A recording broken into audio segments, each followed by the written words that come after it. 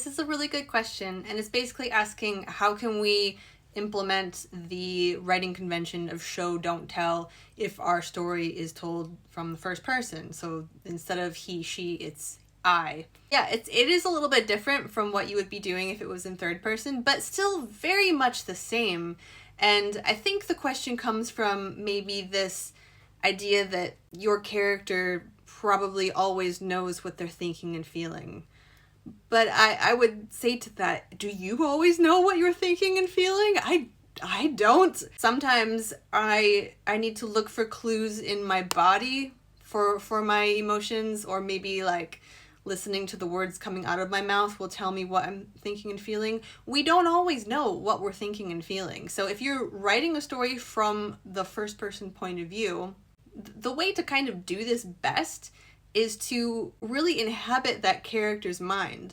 And you're only going to be able to tell us what they actually do know to be true. If they know they're angry, then yeah, you can have it stated directly in their narrative that they're angry.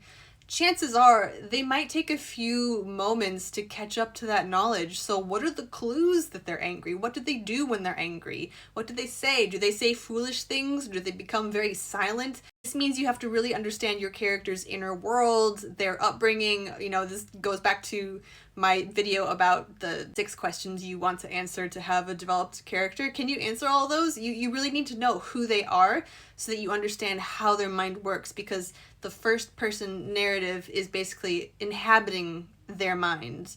And most of us don't go around our days narrating everything word for word. Some of us do. I do sometimes. Probably writers get into the habit of narrating just out of practice. I don't know.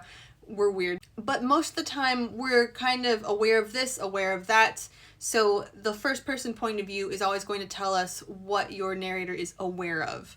So in terms of description, if they walk into a room, they're not going to describe every detail of the room, right? They're going to notice certain things. They might notice the way the light looks. They may notice the placement of the furniture. They might notice the expressions people have as they look at them when they walk into the room. But they're not necessarily going to notice the color of the carpet. Do you see what I mean? So showing and not telling in the first person point of view is still an important thing to do. Just remember that you are following their eyes, their attention, and you don't need to describe any and all things that they come across.